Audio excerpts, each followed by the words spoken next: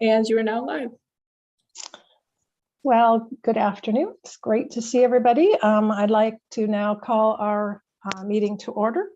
And as we always do, I'd like to begin by acknowledging that the Halifax Regional Municipality is located in Mi'kma'ki, the ancestral and traditional lands of the Mi'kmaq people.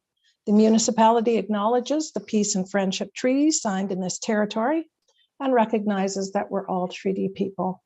So I think I've welcomed everybody here. We've got Haneen, Sonia, Hannah, Jackie, Liz, Maggie, Councillor Stoddard, Councillor Blackburn, Katie's here, Amy Brierly's here, Bailey Brown's here, and Tracy Jones-Grant's here. So great to have you all on board. So as you know, the election is going to take place immediately now, and I will turn the floor over to Katie, who will handle the election. Awesome. Thank you, Chair. So I'm going to open the floor for nominations for chair. So you can nominate yourself and you can nominate anyone on the committee. So every nomination requires a mover and a seconder as well. So if we get any nominations. Oh, go ahead. Haneen, I believe it was. Yeah. I thought Councillor Blackman would go. I would like to nominate Jane as chair. 1 second. Awesome. And I will second. That's exactly what I was going to do, so I will second. That's perfect. Thank you. Thank you. Awesome. Are there any further nominations? Nope. Okay. Second time. Any further nominations? Third time. Any further nominations? Hearing none. Jane is declared the chair. Yay. Well, thank you very much. And we'll have hopefully one more ride around the sun with me as chair. And thank you for your support. So Katie, is it my role now to call for nominations for vice chair? Yes, the floor is yours. Okay.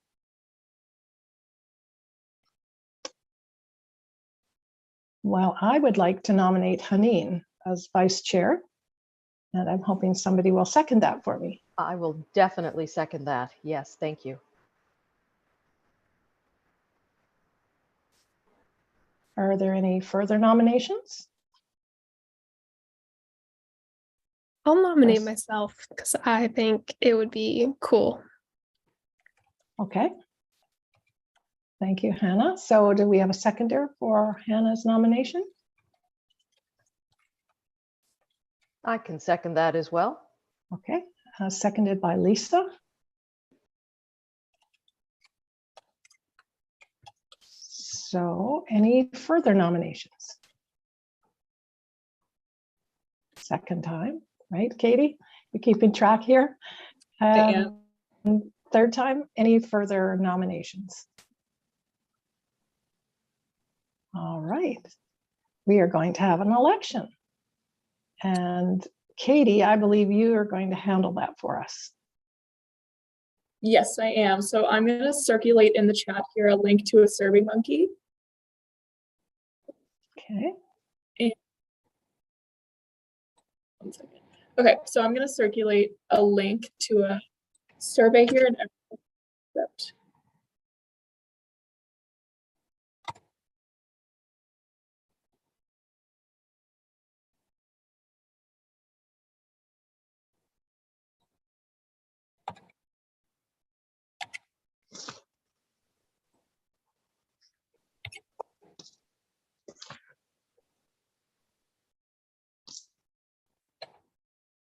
While Katie's doing that, I actually did not call for a motion to have nominations cease. Do I need to do that, Katie? Yeah, okay. So while she's doing that, was someone willing to make a motion that nominations for vice chair cease? Lisa, are you willing to make that motion? And could I have a seconder? Iona seconding? Are you seconding, yes. Iona? And all those in favor, just give me a wave. All right, the motion's carried. I just wanted to point out that the survey says candidate A, B, C. Has anyone else seen that? So who is going to be A?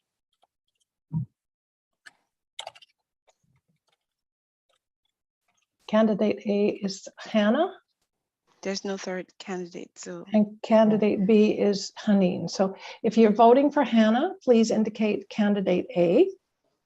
If you're voting for Haneen, please indicate candidate B. Okay, we're all clear on what we're to do? All right. okay.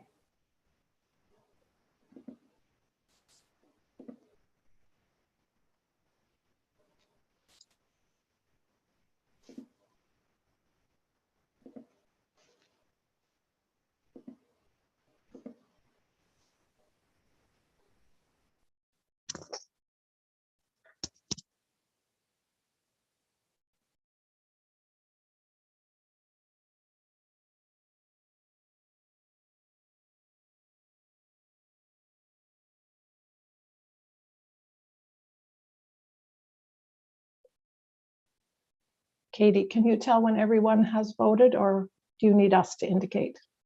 If you could indicate when you finish voting, that'd be helpful. Okay, let's just say anybody who has not voted, give us a wave.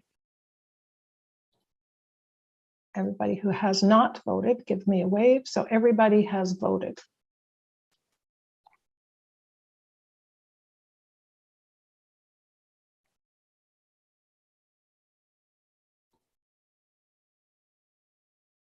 We'll just give it a second.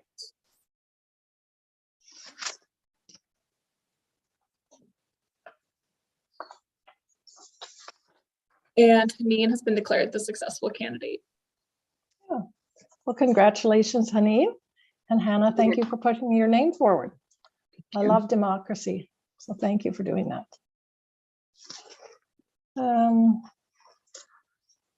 So let's move on with the agenda then. Second item on our agenda is approval of the minutes from December 1st. Are there any errors or omissions in those minutes? Then may I have a motion to approve the minutes that have been circulated? Moved by Hannah. Seconded by Haneen. All in favor, give me a wave. Aye. Or say aye, that's good. Mhm. Motion's carried. All right, approval of the order of business. You've seen the order of business. That's been circulated. And so I'd ask for a motion to approve the, unless there are any additions or deletions. I so move. Okay, Councillor Stoddard has moved. Anybody willing to second, please? Maggie has seconded. If you're all in favor of the order of business that you've been presented, please give me a wave or say aye. Motion's carried. There's no business arising out of the minutes, so now it's I'm calling for any declarations regarding conflict of interest. So any conflicts of interest that anyone needs to declare, having seen the agenda? No, so we can carry on. So we're going to move right into our conversation around the work plan for 2023. And we thought it would be helpful for, I think Bailey is going to, or maybe I'm not sure if Tracy was going to chip in here, but between Bailey and Tracy, we're going to hear from them about the 2023 schedule of important dates that we might want to keep in mind that they're aware of. So I'll turn the floor over to you, Bailey.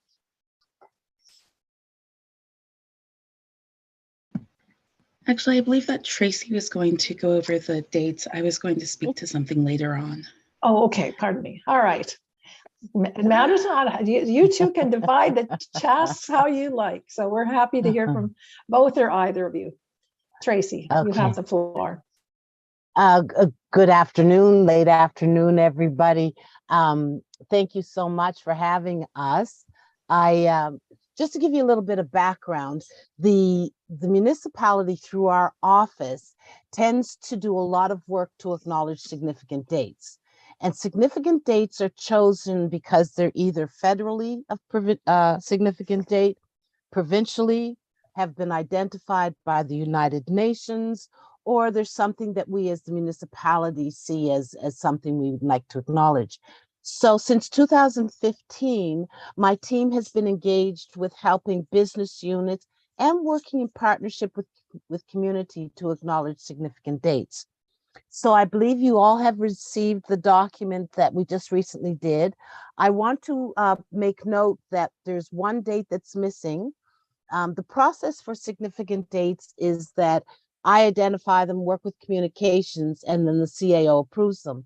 But we realized after I'd sent this out, we'd forgotten to include Heritage Day, which happens in February. So Heritage Day this year is acknowledging Rita Joe. And so you don't see it on the list here, but Heritage Day is acknowledging Rita Joe. So our team works most of the time with community to do things like a flag raising at City Hall, internal education for HRM employees.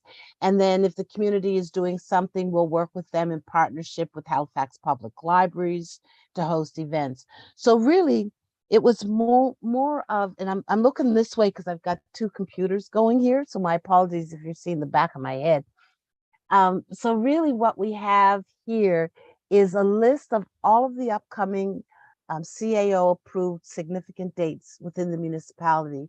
And I wanted to share them with the Women's Advisory Committee so that as you're looking at your work from month to month, you know, take a peek at that. Is there something that you would want to be engaged in? Is there something you would want to know more about from our team? The other piece, just to close this off, I do want to say February is African Heritage Month in the province. It's also a lot of other things that we celebrate in February.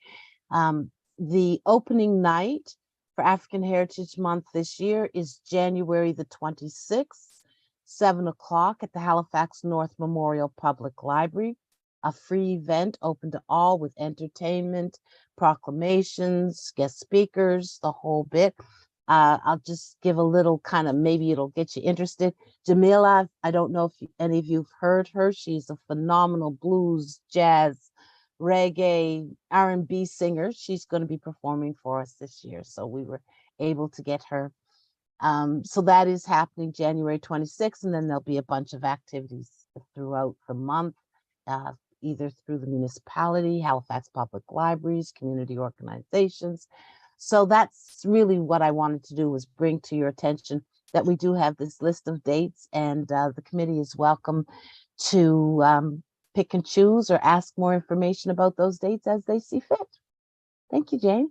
Yeah, thank you. That's very helpful. I know it takes a little bit of effort to put that all together in one place for us, so I appreciate that very much.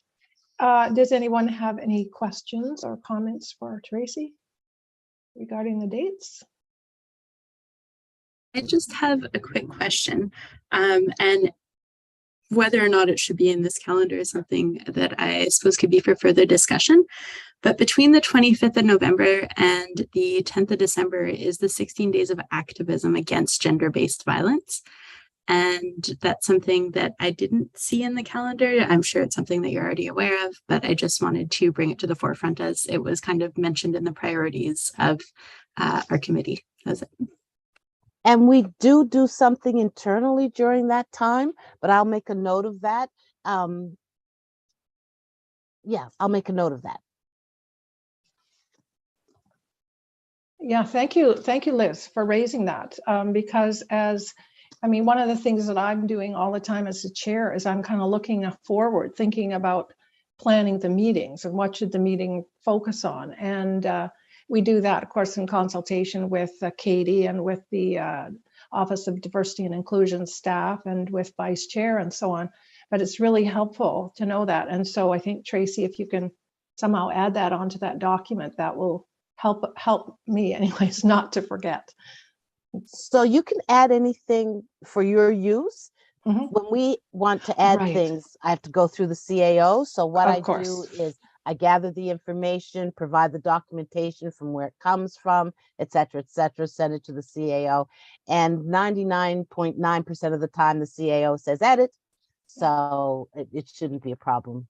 Right. But it doesn't, we can note things that don't Oh, you necessarily can have to go to add the, yeah. anything. This was just to let you know what we're doing sort of officially as a Sure. municipality. There's lots of things on here that you won't see, like, we do some stuff around workers' compensation and United Way campaigns and a Mhm. variety of other things that we do. These were more focused. What I was bringing forward was the significant dates that our team is responsible for as the Office of D&I.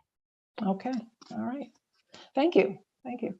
So then let's just take a look at the work plan. As I said in my email that I sent out on Thursday, the work plan that was written up was basically using the same format that we've used in our 2 previous years.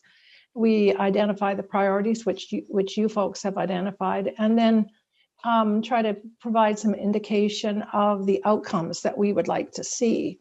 And the outcomes we've focused on is basically having presentations so that we learn more about topics, and hopefully out of those presentations, designing next steps for action.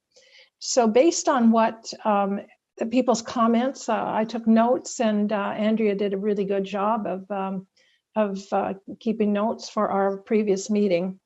And housing was mentioned by the greatest number of people. But I was hoping that we could have 3 priorities. So I kind of amalgamated physical and mental health into one topic. So we can address physical or mental health or I shouldn't say physical or mental health, physical or mental well-being is what really is a better phrase.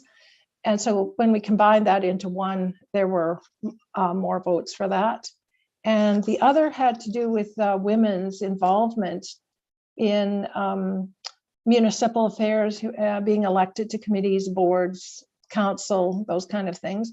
And also women's involvement. Some of you mentioned women's involvement in non-traditional work and employment, so that they felt safe and secure in those kind of employment. So I kind of combined those. So that's how the 3 priorities were identified. And just to remind you that these are kind of our thinking about what we want to focus on to learn about, but there are things that will come up that it's appropriate, and the right thing to do would be for us to respond. So they may not necessarily be in under these topics. But interestingly, we had been approached by Stephen Cushing, who is going to be with us today.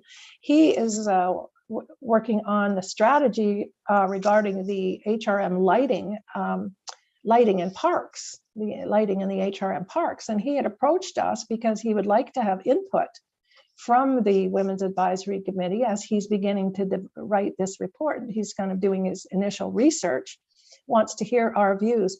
And so that fits very nicely into one of our priorities, the physical and mental well-being of women. So you can see how those dovetail nicely. So that, I think I've said enough. Does anybody have any questions or comments regarding the work plan that you've got in front of you?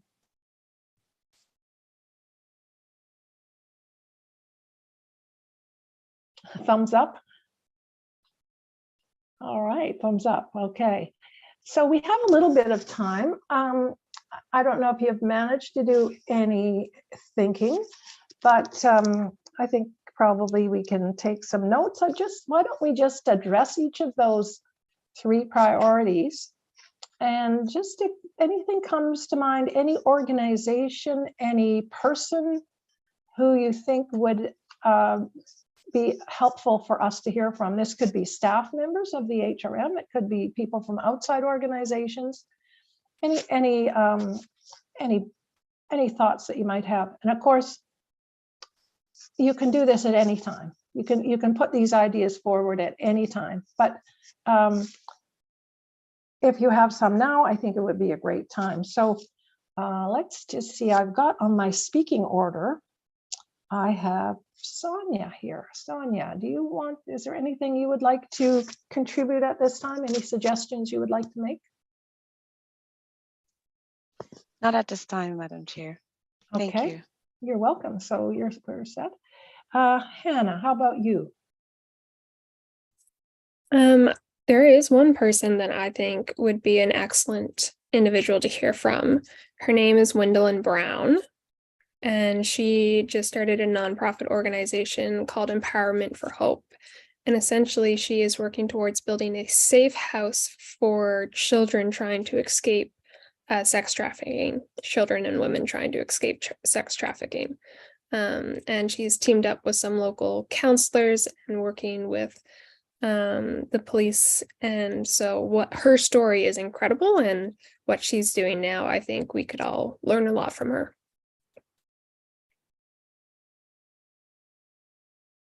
You're muted, Jane. Thank you. Sorry about that. Thank you for that, Hannah. That's, directly relevant to one of our priorities. So that would be great. So we'll probably be back in touch with you if we need to find how to be in touch with her, but certainly can follow that up. Thank you. Jackie, who would you like to add here? Got Jackie.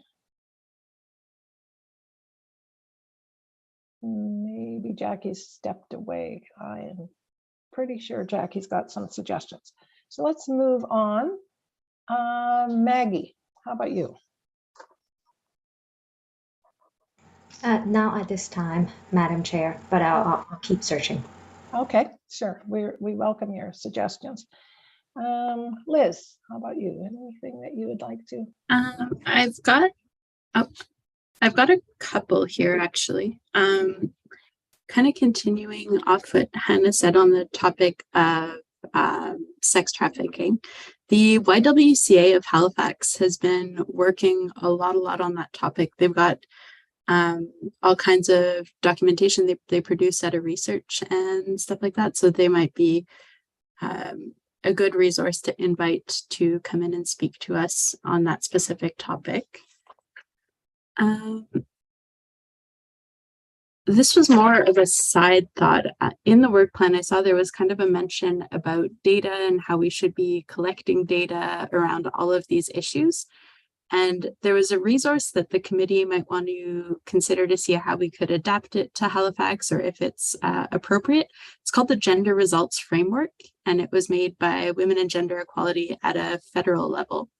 And it's kind of lined up with the Sustainable Development Goals. And it's really interesting because it breaks down kind of how do we measure advancements in terms of gender topics through different lenses. And the last one that I wanted to bring up was specifically surrounding kind of economic progress of women and flourishing in that sense. There's been very recently published kind of a report specifically about the well-being of French-speaking women within kind of more specifically the province, but also some aspects that touch directly to Halifax when it comes to how to support women succeeding professionally and personally. And it's by the Acadian Women's Federation. So that might be interesting to bring in to chat with us as well. Thank you. Those are great suggestions. I'm just and that's it for me. Oh, sorry. I thought it was. I didn't mean to cut you off. I just want to go back to that gender results framework. I'm wondering, Tracy and Bailey, is that something you're familiar with? Maybe they're already. Yeah, they might be. Bailey, can you speak to that? I'm not familiar with it. Bailey might know more.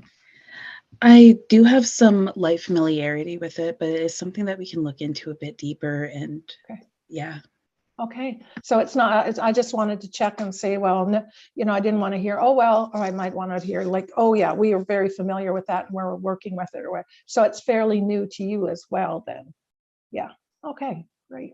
All right, we can dig into that a bit. I'm just gonna go back to Jackie. Jackie, are you there? She might have had to step away. Okay.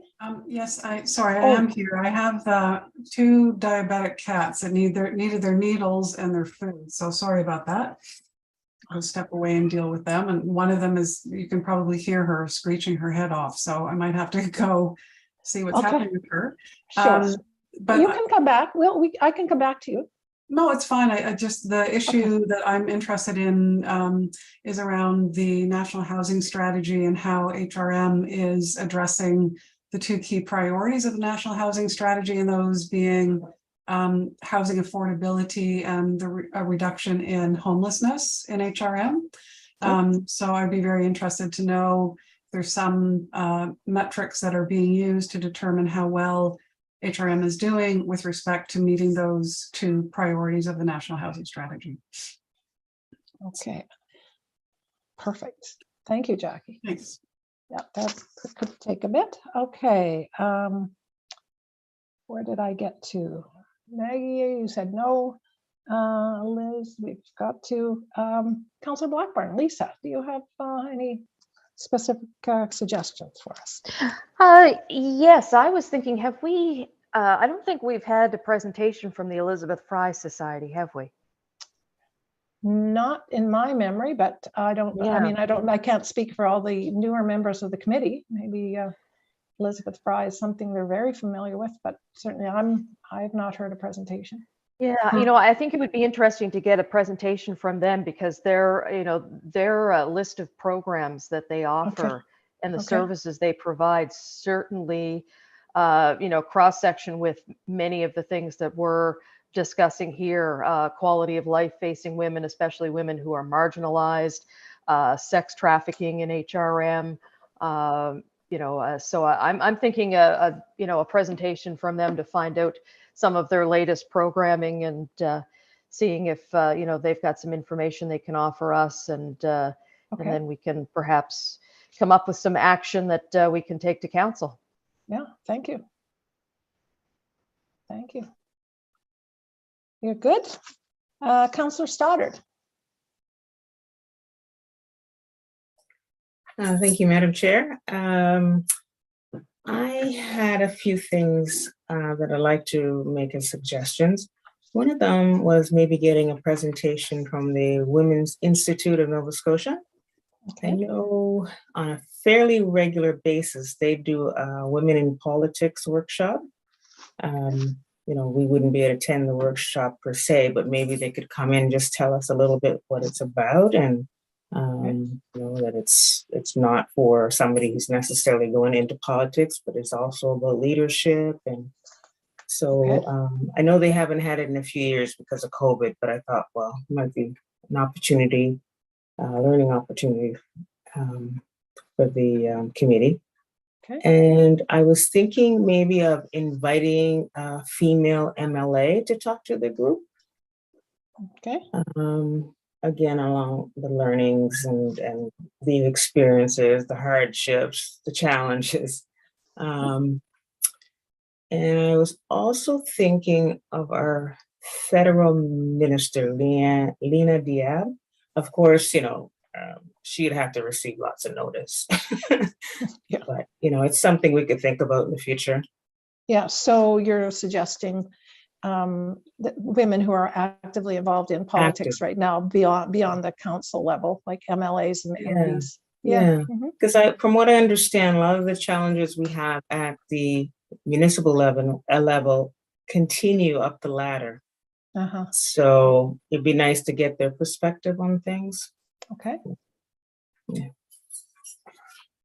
Thank you. Okay. Haneen, you haven't had a chance. Would you have some suggestions that you would like to make? I do. Thank you, Madam Chair. So the first one is the HRM Planning and Development Department. I know that we've had a conversation with them previously, but just hoping to get an update. I do know that they've been doing, a lot of changes with the bylaws as of late, and I'm just intrigued to see if there's anything else that we can provide as they're still making amendments. Second is definitely echoing what I believe it was Liz that mentioned the YWCA, and just having a conversation with them, because they do have quite a few fun projects in the pipeline. And as well, what Councillor Blackburn had mentioned, eFry. And eFry has actually launched recently a new nonprofit law firm in partnership with Valent Legal. and it's the first of its kind, and it's an incredibly awesome project. It's called Path Legal, and quite a few people from AFRI are involved in it. And so I think having a conversation with them would be incredibly helpful. And then the final people that I was thinking of is a program called NISA Homes, which are, it's a not-for-profit charity that provides a safe haven for Muslim women who are facing domestic violence. And they have recently launched a branch here as well in Halifax. They've only been in other provinces. And so just, I think that would go to the safety piece as well. Those are all that I have. So, Haneen, can you just spell that name, Nisat Homes? So it's N-I-S-A. Oh, Nisa. Okay, got it. Okay. All right, great suggestions. Any other, now that we've kind of gone around the table, anybody who didn't have anything want to chip in with anything now? Like I said, as time goes on, if you encounter or become aware of an organization or a person that you think would be very appropriate for our committee to hear from, please don't hesitate to get in touch with me, and we can certainly see about putting that person on an agenda. All right. So at this point, what we need is a motion to approve the work plan. Then once the work plan is approved, it goes to the executive standing committee so that the executive standing committee knows that we're actually going about doing something important. So are we ready for the question? Maggie, are you wanting to make that motion? I was going to make that motion, yes. Okay, so Maggie, that the work plan be approved, and Sonia, are you wanting to second it? All right, so moved by Maggie and seconded by Sonia. If you're in favor of the motion, please give me a wave. Aye. Or aye, that's fine. Any opposed? Motion is carried.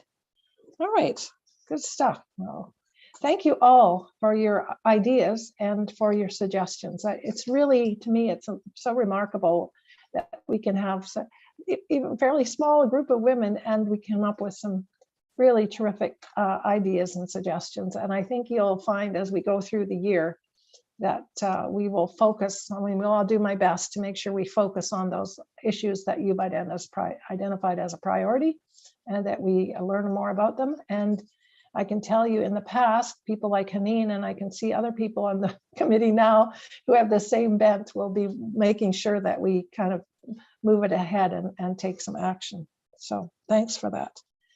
All right, item 7 is correspondence, petitions, and delegations. Katie, is there any correspondence, petitions, or delegations? There's been no correspondence received and no petitions received from the clerk's office.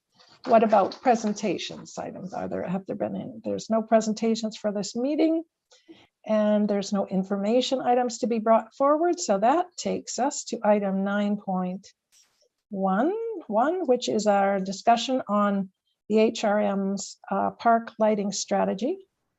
And Stephen Cushing is going to lead that discussion. And I think I circulated the questions that he's going to put to us. So Stephen, it's 10 after 5, or about 8 minutes after 5. We're going to allow probably at least a half an hour for this discussion. We'll turn it over to you for a presentation. And then once you're done your presentation, we'll go around the table and ask for comments and so on. Okay, we all set? That's great. Do I show up on camera there? It doesn't look like I'm. I can't see you. I see a black screen. Okay. Well, it'd be nicer if we could see your face. Yeah. Yeah. And as I always say to our participants, it's nicer for presenters if they can see our faces too. So if you can, yes, I can see if you can keep your camera on, that'd be great. I see you have your kitty cat, Amy. She's like another committee member. I feel like whenever I'm on this call with you folks, she's a given part of it. I love it. So we'll just wait a minute while Stephen tries to get his camera working, and Katie, I think, is going to help with slides.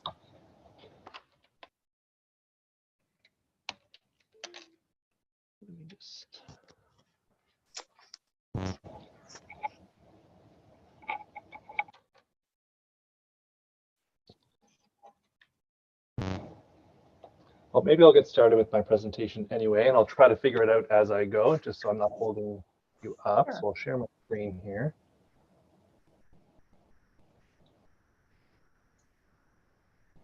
Yes, because while he's sharing his screen, we might not see his face anyways. So sure. Okay, there we go. Does that show up there? I can. Yes, it does. I can see it. Perfect. Thank you so much, Madam Chair. My name is Stephen Cushing. I'm a landscape architect here in Parks and Recreation Policy and Planning. I want to thank you for finding some time on your agenda this evening to talk about the park lighting strategy, which is very much in the early planning stages. So I think your ideas and insight based on your individual and collective lived experiences will be really helpful in how we shape this strategy. To give you an idea of our direction, we have a motion of Regional Council from 2021 where Council asked us to develop a staff report on what it would take to create a lighting strategy. So considering things like changes to Parks Bylaw 600, which has closed hours on parks. And so how can we use parks at nighttime if we technically can't use parks at nighttime? What criteria where we may prioritize parks for lighting, and then identifying a capital program for park upgrades. So this past summer, we took a scoping report to Regional Council, which I believe is the one that was circulated through the committee, where we looked at what our approach might be to developing a park lighting strategy.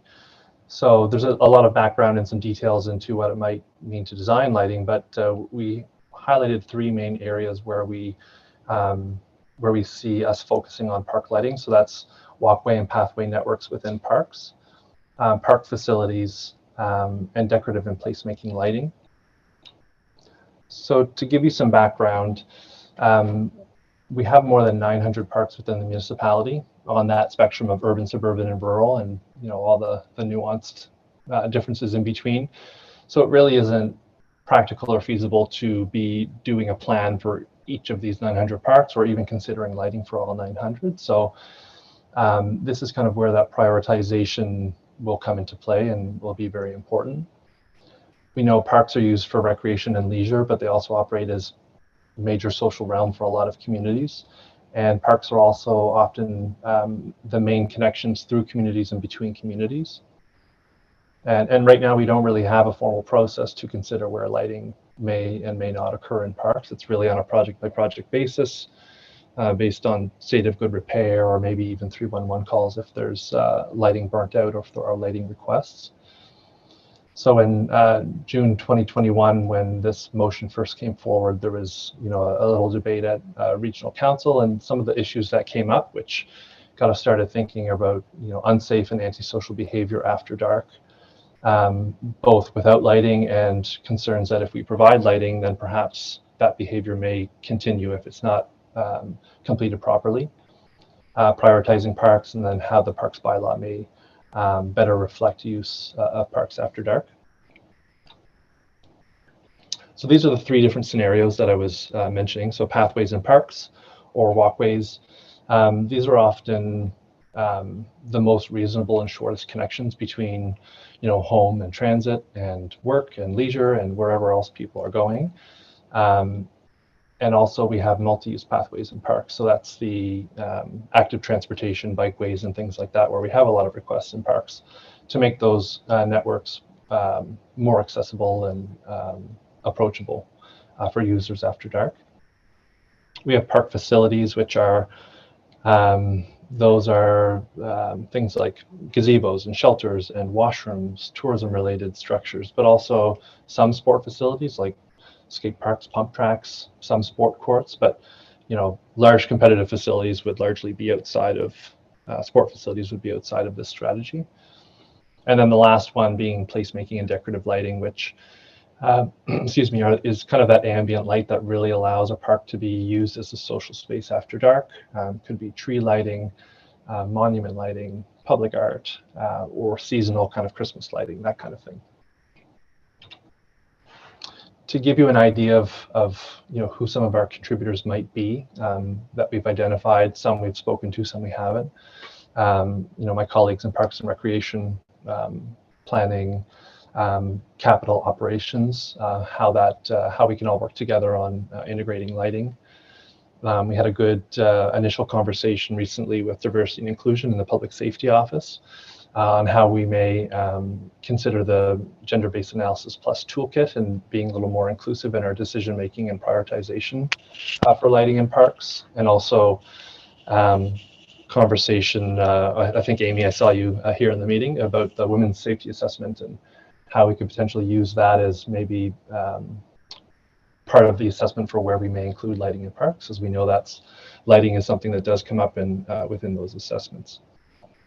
Active transportation, like I mentioned, because of bikeways in parks.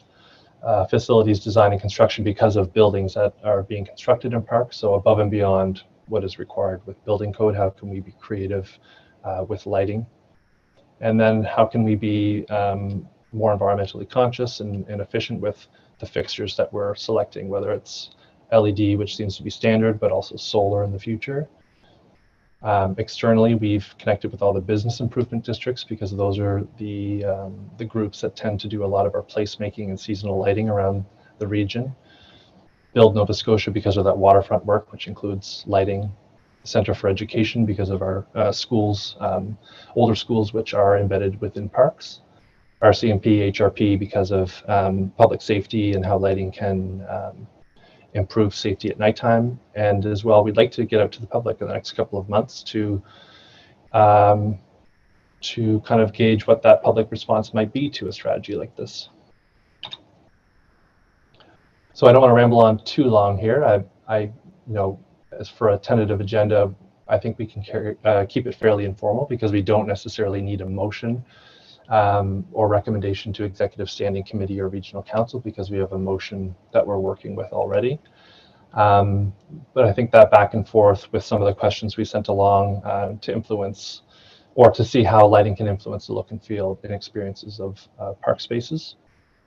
And I'll just say that because our motion is so specific to lighting, I know there's a lot of things that maybe we want to change in parks that would improve safety and the look and feel and experience, but we're largely limited to lighting, even though lighting is very nuanced and there's a lot of other factors that play into that.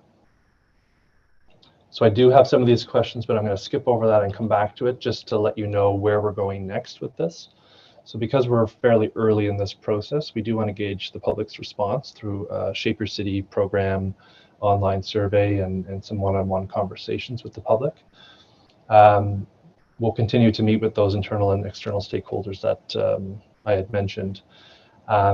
We haven't got into this yet, but we're going to look at what it means to make changes to the parks bylaw, P600, respecting nighttime use, especially related to pathways, walkways. If a park is closed at 10 p.m., between 10 p.m. and 5 a.m., sorry, and a path is lit, then technically anyone using those spaces are going against the park bylaw. So we want to take a closer look at that. And then in about a year's time, we'll be reporting back to Regional Council with a completed strategy, hopefully.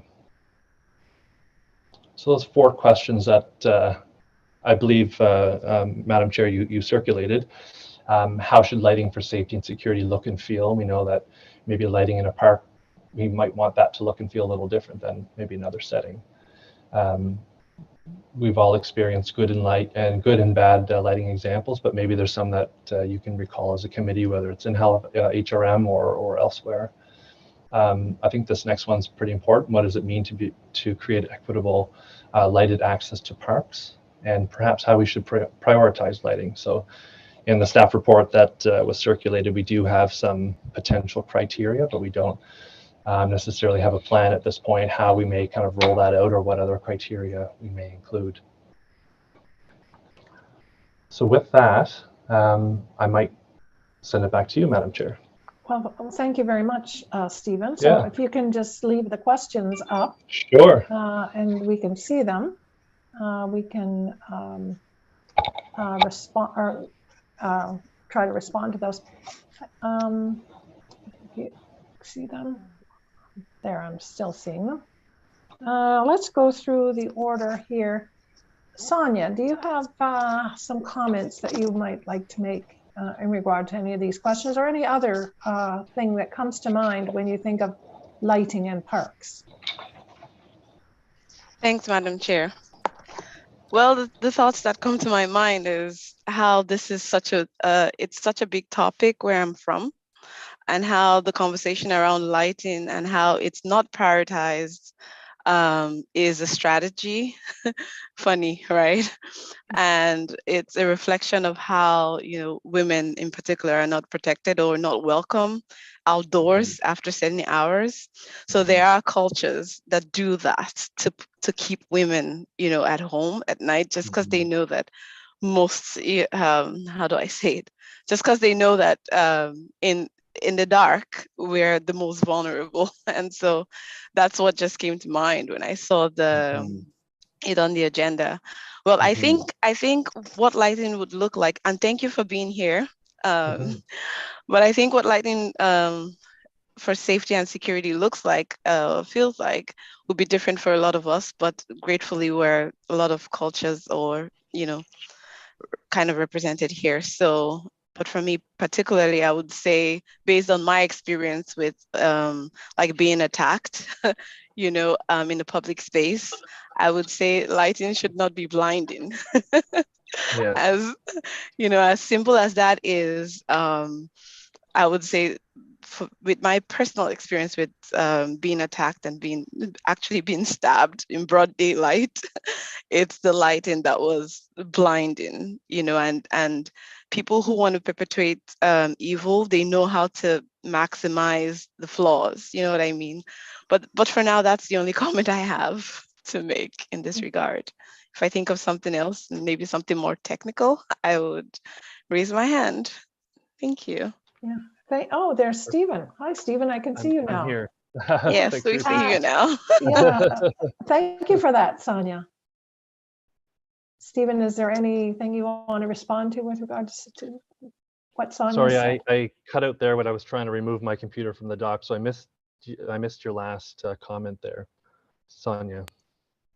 Oh, so I just said lighting should not be blinding, and I said I don't have any technical, input to bring in, but just based on two things that I said. The first thing I said was that in some cultures is a strategy to keep the vulnerable inside, and then secondly, the positioning. I'm not like a technically inclined person with how it's put, but when lighting is blinding, then it's not doing the work. It's just gonna give opportunity for a perpetrator to stay on the other side.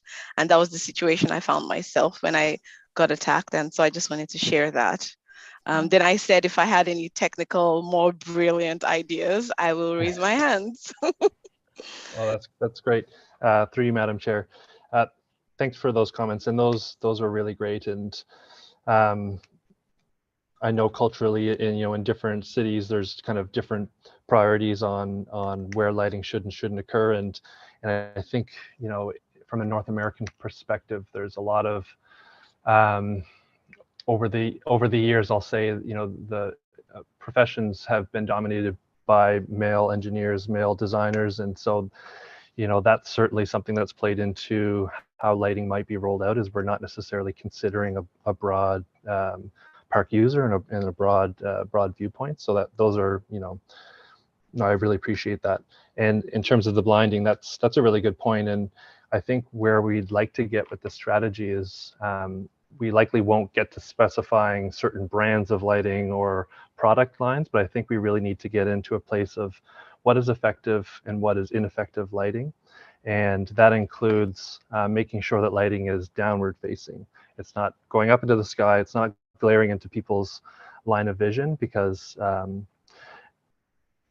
you know, especially as people age. I mean, everyone has different vision, but especially as people age, our vision gets poorer, and we want to make sure that if lighting is downward facing, that you're illuminating the surface where people need to go.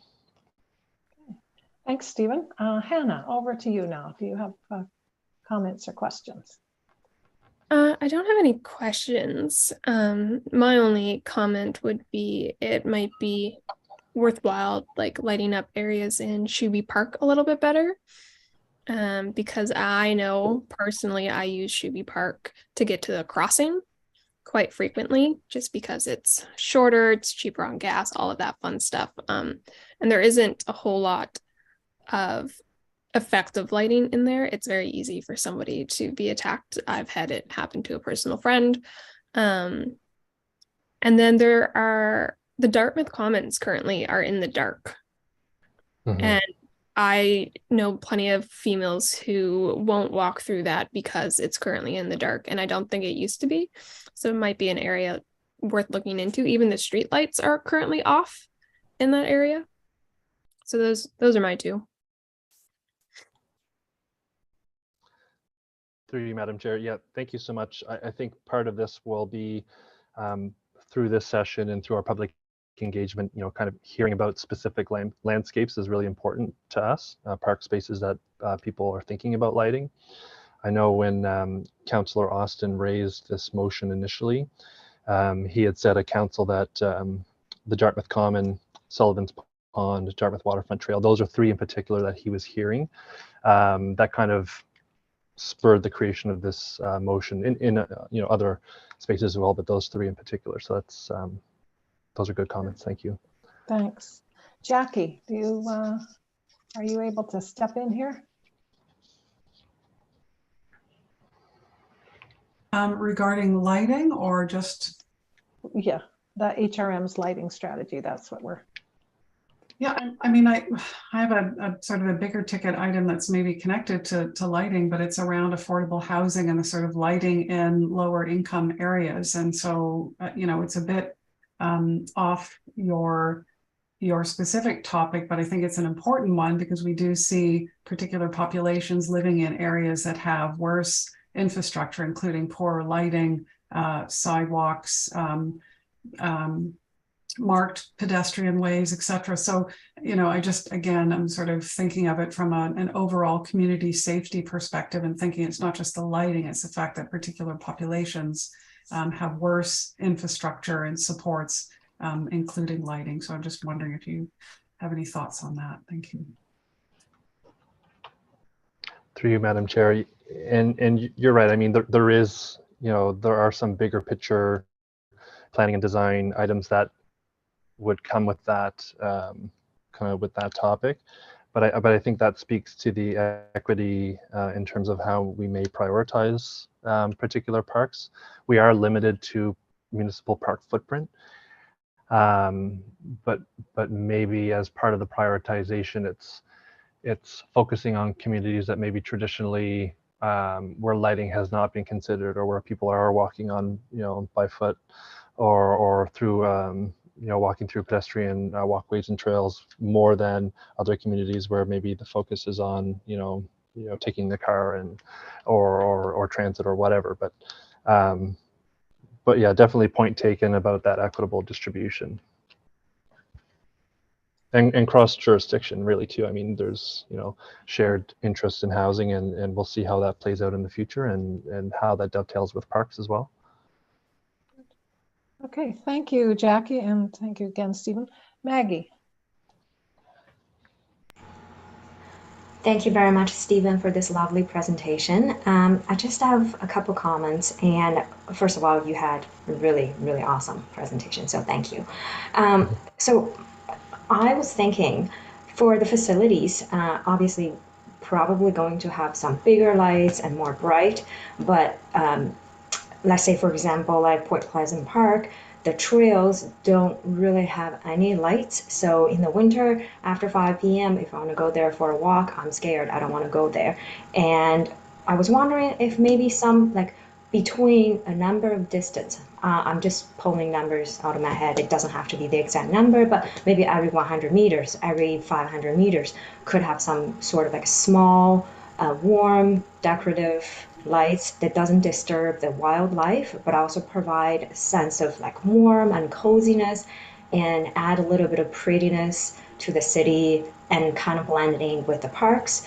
And that way, like for women, me or any other woman who wants to go for a walk or walk with their dogs, they can feel a bit better. And that way, usually, you know, when it's dark, that's where like harassments or abuse or robbery happen. So if there are some lights, even just like from like cost effective a financial point of view, I was wondering if maybe solar paneled small lights that's like dig into the ground, even those ones could help maybe, and they're like cheaper too. You don't have to have like big infrastructure or like Nova Scotia Power to have all the big lines, you know, dragged into the parks, kind of thing. So that's kind of my thoughts, just, you know, kind of warm, cozy, and provide a little bit of prettiness and safety for women, especially in trails, where like, you know, most women would go for a run, for a walk with their dogs, things like that. Thank you. Thank you. Through you, Madam Chair. Yeah, those are really great comments. And I think because we're really early on in the strategy, we're going to have some time to take a closer look at, you know, we'll use Point Pleasant Park, for example, but it could apply to a lot of different, you know, maybe regional or wilderness type experiences where it may not be feasible to light every route, but maybe it's feasible to light a handful of routes or maybe one major spine. I know there's some good lighting literature that talks about how it may be ineffective to light only portions of a trail, or if we spread the lights out too much because you have too much of a contrast between lighted areas and dark areas where, you know, both feelings of safety and maybe actual risk, you know, is there. So there's the theory is that if you can't light an entire route from entrance to exit, whether it's the full thing or an exit partially through the route, then perhaps you shouldn't light it at all. So, you know, that's something that we'll be looking at. You raise a good point about wildlife as well, and how we want to be sensitive in certain environments where, you know, lighting can be known to interrupt, you know, mating patterns, migration patterns, and those kind of things, both in plant and animal life. Solar panels, that's another good opportunity for us to, we don't have a lot of, Canada-wide, I would say there's not a lot of really great examples of solar lighting in parks that, especially in Canadian climates where we could potentially have snow and ice sitting on panels and things, but new product lines are coming available, and that's something that we do want to look at because it, we don't know if they're cheaper, but in the short term, because the fixtures may be more expensive, but maybe operationally down the line they may be cheaper. And we may be able to reach perhaps areas that wouldn't be feasible if we were running electrical lines and conduit and things like that. So yeah, those are points well taken. Thank you. Okay, Liz. So first of all, thank you very much, Stephen, for your presentation and having the chance to read the report. It's really great to see work being done on this specific topic. I guess echoing some of the comments that have already been made, and one that I wanted to discuss was actually with respect to the prioritization as well, making sure that the kind of the pathways towards transit are taken care of, because it's fantastic. You can have as good of a system of transit as you want, but if folks who are the ones using it can't get to it safely or have to take, you know, large detours and all these different things, it really puts a damper on how effective that transit is. Beyond that, yeah, I'm curious to see how this strategy evolves, and I'm looking forward to hearing the updates. Stephen, I'm just going to say we're getting a little short on time, so I'm just going to ask the others to make comments now, if you don't mind. And so you kind of hang on to those in your brain, and unless they have specific questions for you. But thank you, Liz, for that. And we'll move on to Haneen. Thank you, Madam Chair. Thank you, Stephen, for the presentation. I just have a very quick comment. Honestly, in terms of my own lived experiences, and I feel like conversations that I have with women, the thing with lighting is consistency, and the fact that it's, of course, not harsh, but at the same time that it doesn't just sharply end. So often you'll see those little spotlights, and those would be the blinding ones, but in terms of maybe layered lighting or whatever it may be, that doesn't end at any certain point, because as soon as I see it ending in any point, I just don't want to walk down that path.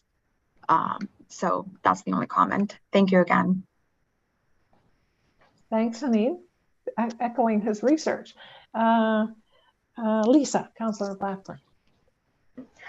Thank you very much, and thank you so much, Stephen, for the presentation. Great to get caught up on the strategy. But it's funny when you had the 4 questions on the screen. When I saw the first question, what I wrote down was comforting but not intrusive.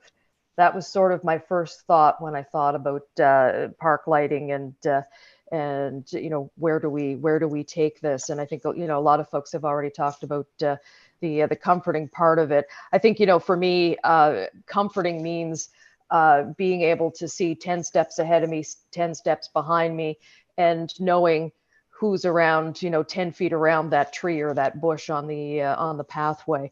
But this is, you know, and this is sort of not so much with parks, but with other infrastructure that's close to housing and homes.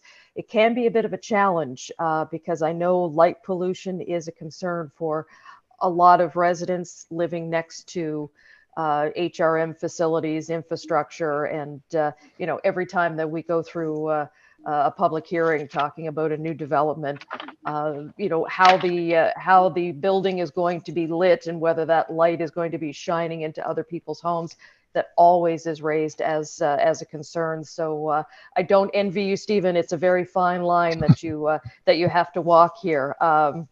But yeah, I agree with most of what's been said, especially the Sullivan's Pond, because we definitely got to shine a light on those shady geese so we know what they're up to.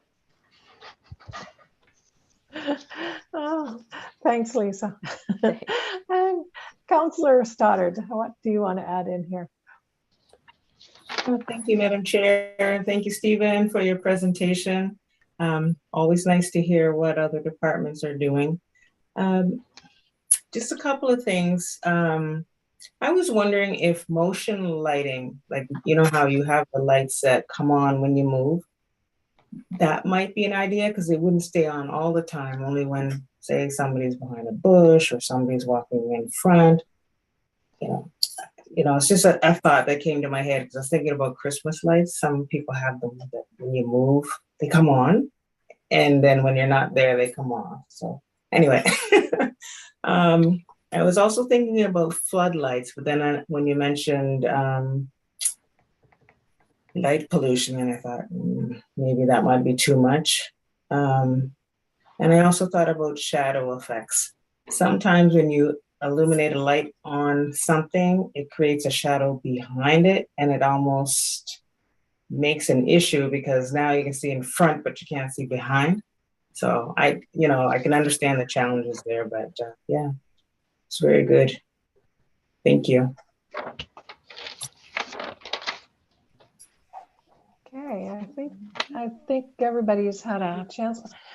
Stephen, I just want to chip in and sort of share Jackie's point of view. We're thinking about some of the most vulnerable populations. So in terms of prioritizing, for me, it would be to focus on not just, I agree with most of the points that others have made, but also thinking just prioritizing the parks or the areas where probably maybe the more marginalized populations in the city are living and who depend more on foot traffic often than in the more affluent areas. So for me, that would be priority. And as someone said, prioritizing making sure people can get to transit.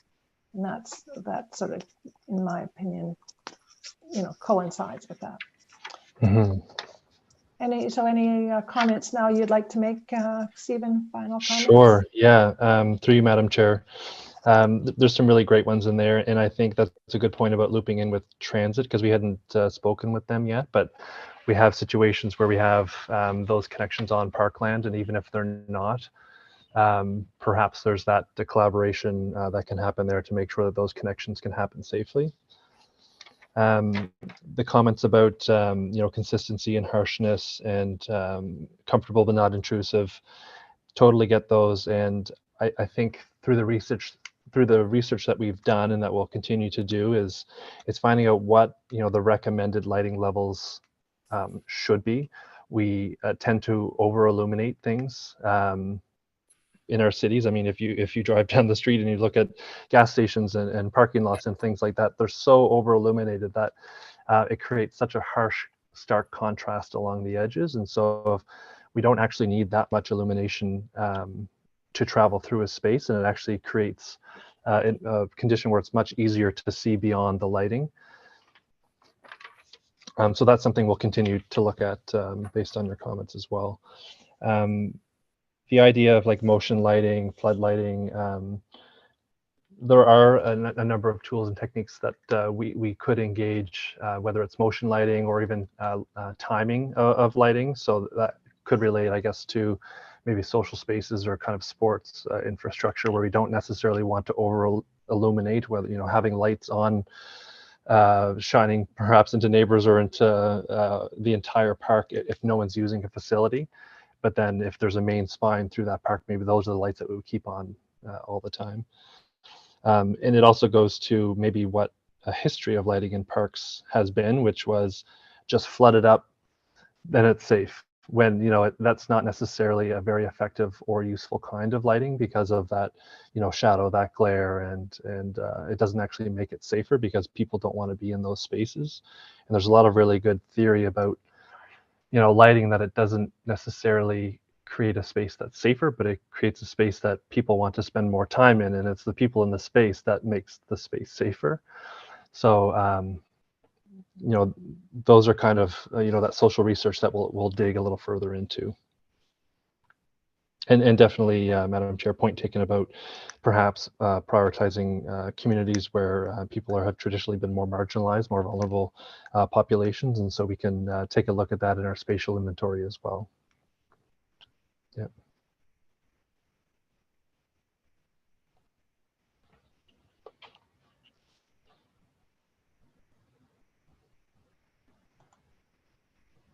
Oh, I think you're muted there. Oh, so thank you, Stephen. So I'm sorry, I'm looking at Hannah and thinking, okay, Hannah, I know Hannah wanted to make another comment, and so we'll come back to Hannah and let her. Yeah, I just, after hearing what everybody was saying and focusing on the more marginalized communities and Metro, actually illuminating bus stops. Like we have a route on the Highway 7 that goes from Portland Hills all the way to Porter's Lake. And you can barely see the stop, like the bus stop sometimes. And I know when I was a teenager and didn't have a car, that was the only form of transportation I could use to get into the city. And it was terrifying, especially during the winter, because like you just couldn't see the bus stops. There were streetlights, but it was very hard because there's not the city illumination that you have with some other communities, because houses are so far apart and so far back. It's just a single streetlight and it's not well lit. So just taking, like, yes, marginalized communities, but also some of the ones that expand into the greater area of HRM that are probably being missed. Okay. Thanks, Hannah. Anyone else have any other thoughts or comments now that you've heard everybody?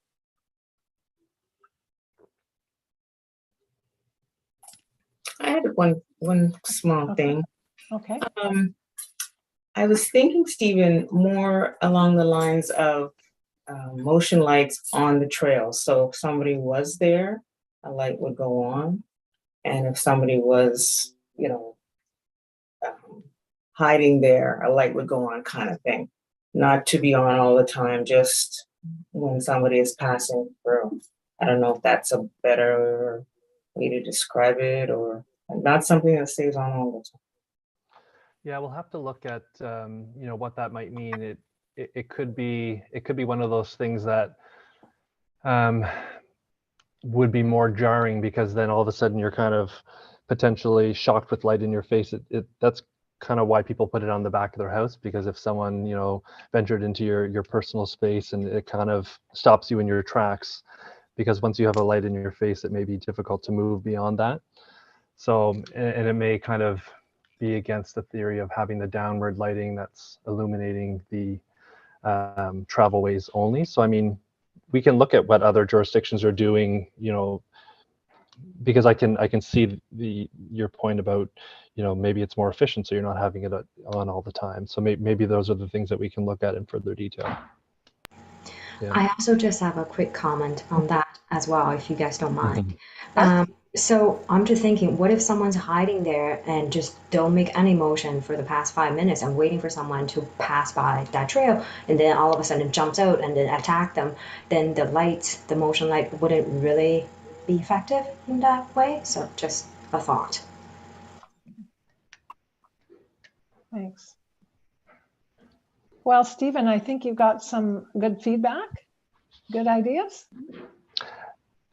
Madam Chair, yes, we definitely have some good feedback there for us to take away. And it wasn't our intention to come back to Women's Advisory with the finished strategy, but I think if there's any further discussion, we can continue this offline as well, and continue to share information. And we'll be looped in with Amy and her colleagues as well on some ongoing. I'd like to join in one of the women's safety assessments, and with diversity and inclusion as well on gender-based analysis plus. So we'll still be looped in with some of the team here.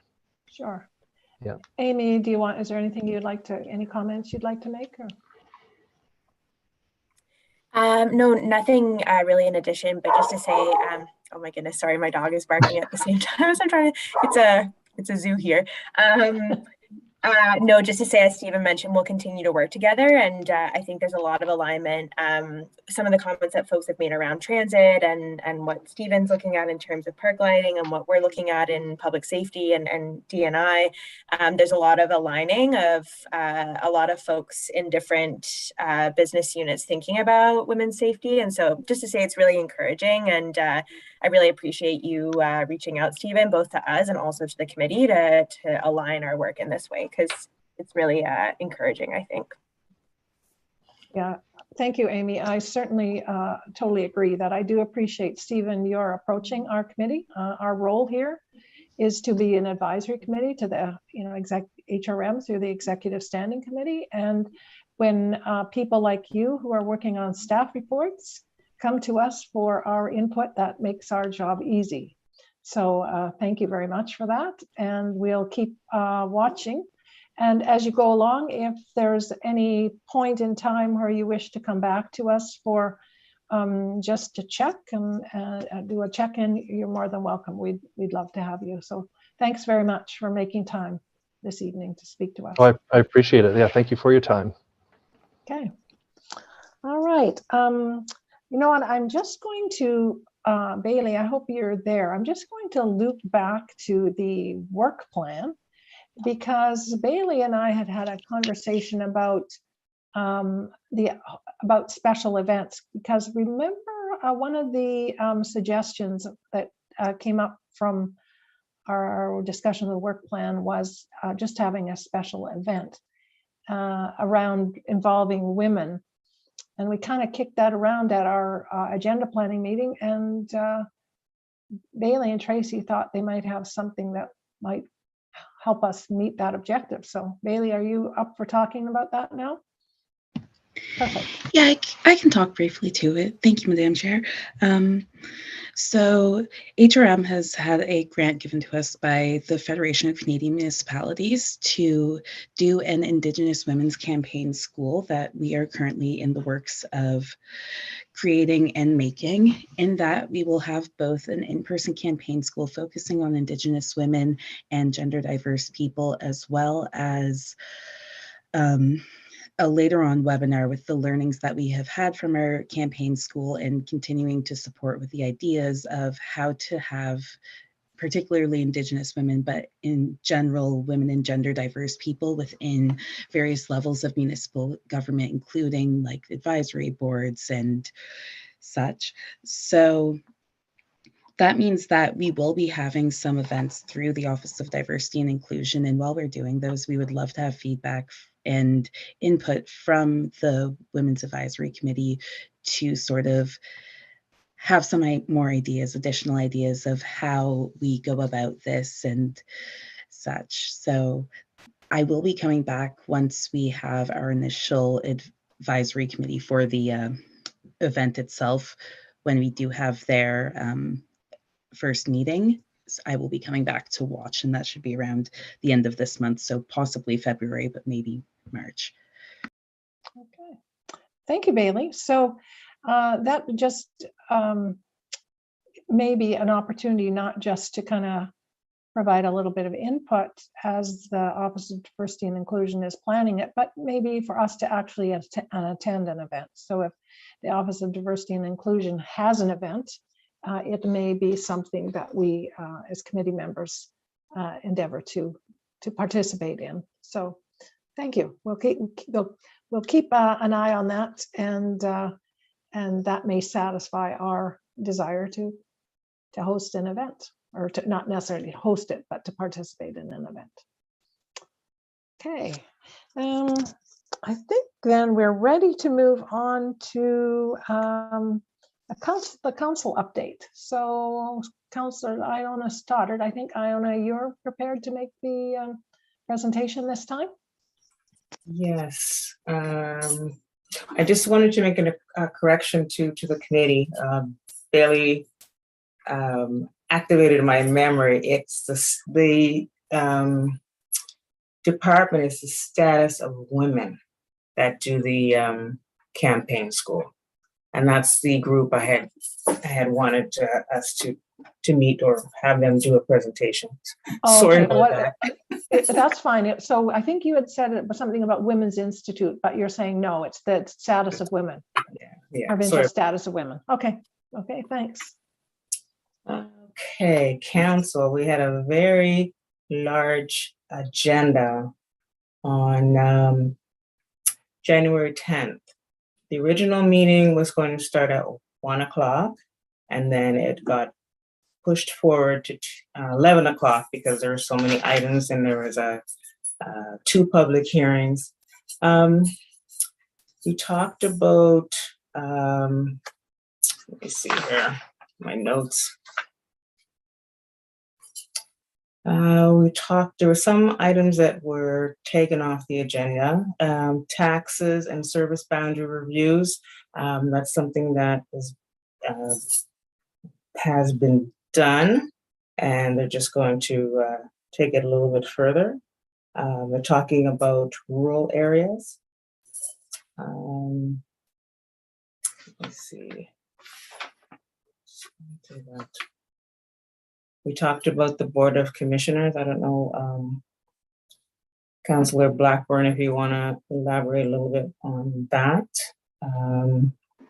Oh, you mean the Board of Police Commissioners ask? Oh, yes, we've just we've approached Regional Council to ask for $100,000 to for the Board of Police Commissioners to have in a fund to help us when we need outside legal counsel. A lot of times we will get requests or complaints will be made that need investigation, and just to sort of give as much separation between HRM and the complaint, and to keep everything as open and transparent as possible, we like to use outside legal counsel to get opinions, and so that I do believe that has been pushed to the budget discussion, so we'll talk about that ask a little later on when we do budget for the police commission. Thanks. Thank you. Thanks for filling that in for me. Speaking of budget, we are in deliberation now. We're just beginning, so we're going to have a schedule for every department to come forward with their asks, and then we have a parking lot for these extra items that have been requested. And basically, it's almost like when we used to do committees and things like that in university, you know, you'd say, put it in a parking lot, it was a sticky note, and you stick it up there. We don't actually have that format, but it's basically the same thing. It's put to one side, and once we get everything done with the main ask, we'll go back and see if we have anything for the little asks. Or so it's very interesting. It takes up a lot of time. It's not finalized until April. So we just started before Christmas. So it's about good 4 or 5 months by the time we go through it. It's a large budget. I think we're at $1 billion, Councillor. Just about $1 billion. Yeah, we're probably just a little under $1 billion. Okay. And I was thinking to myself when I said this to one of the other councillors that I can't balance my budget sometimes. And then, you know, you're looking at this big budget and it's like, you have to be very careful, right? Because, you know, you're talking about different things that could, you know, possibly increase taxes, and, you know, you want to make sure that it's fair. There was some other items, 2 of the public hearings were kind of interesting. One was about the community of Upper Hammonds Plains and giving them back control of their land. It's a historical Black community, and they were getting to the point where their identity was being lost. You go up, I used to live up there as a personal view. It was very green, open green space, and, you know, little houses. And now it's just everywhere you turn, it's clear cut right down to the ground. Beautiful trees have been destroyed. Little homesteads that, you know, cute little uncle and aunt little houses, they're gone, and there's townhouses. And a lot of the land that is there is up for sale. So there was a large turnout for this public hearing, and the end result was they did vote in favor of allowing the Hammonds Plains residents to at least be at the table when they make these discussions for land and what's being put on the land. So that was a win. And the other one, just want to find my note here. Sorry, too much paper on my desk. I think there was the Bayside, the old former camp, right? That the Baptist Church owned in Bayside. Yeah.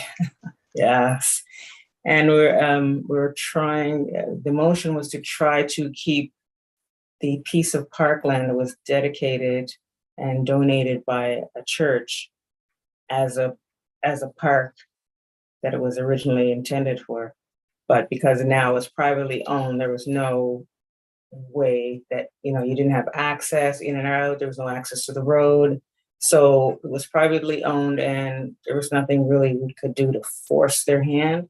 So unfortunately, you know, it's their land and they can do anything they want. But members of council were hoping that they would dedicate it back to the original purpose. But again, that didn't happen. And when it came before council, it was voted down because our hands are more or less tied. So yeah, and they, you know, I like public hearings because you not only get input from council and staff, but you get the input from the residents, and they get to explain their story. Going back to the one for Upper Hammonds Plains, a lot of the residents spoke, and we understood, you know, their history of the land. And one of the councilors commented, he said, I don't know a lot about Upper Hammonds Plains, but by the time I've listened to all the stories and what the homesteads, and he said, I actually feel like I know the area a little more now. So it's a learning for the counselors too that may not have, been to some of these areas, and when they hear about them and the passion and the residents' voices, it makes a difference. So anyway, it was a very exciting meeting, and I guess we'll be looking at some more dates for budget, and we look forward to talking more about that. Thank you. Oh, thank you, Iona. Thank you, Councillor Stoddard. Any questions or comments to Councillor Stoddard or Councillor Blackburn about any council issues? Or so I would just a question for you both, Lisa and Iona. It's just a curious thing that I thought about. I heard on media, so probably through television, during the junior hockey tournament, that the city gave out an inordinate number of parking tickets. And I wondered if you got any pushback on that as councillors. I haven't heard any. No.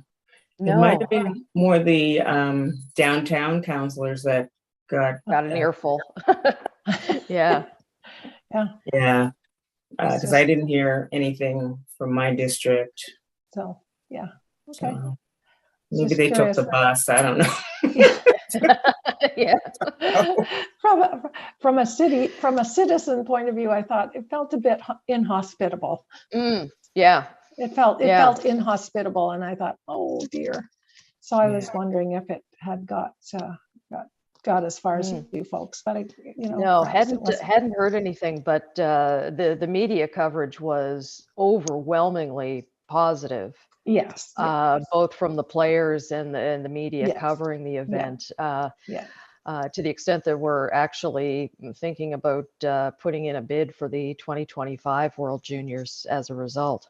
Yes. So and the things that I heard from were like 90% positive. So it's nice to see big events in our city, our city get recognized, nationally and internationally as a nice place to be. So, okay. It was a nice boost for the downtown area as well, because restaurants were full, hotels are full, bars were full. So, after, almost 3 years of a shutdown, they got a nice boost, and I'm sure they appreciated all the business, and so it was a good thing that way as well.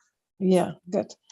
Okay, I think that basically brings us to the end of our agenda.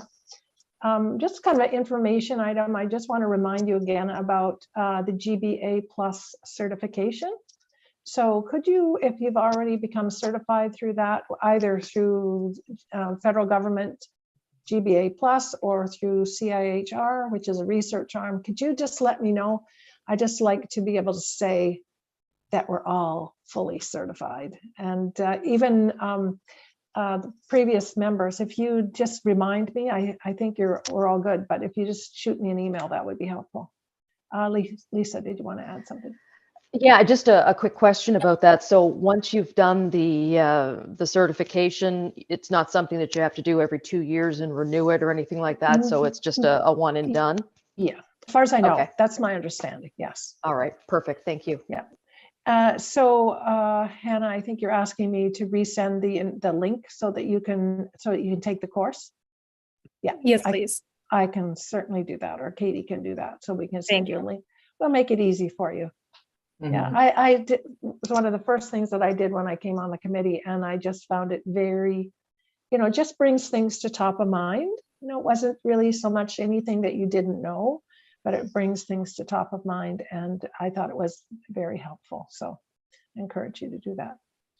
Anything else for the good of our committee, our community? No, well then, we have an early adjournment, which is nice, and we are a very efficient committee, as you know. Haneen, welcome as vice chair. She'll be now helping with the agenda planning, and we'll do our best to make sure the agendas are things that address the issues that are of concern to you. And thank you so much for the suggestions for speakers and so on. So our next meeting will be held on February 2nd, 4:30 p.m. by Zoom. So we look forward to seeing you then. And now I just need a motion of adjournment, please. Motion to adjourn. Okay. From Lisa.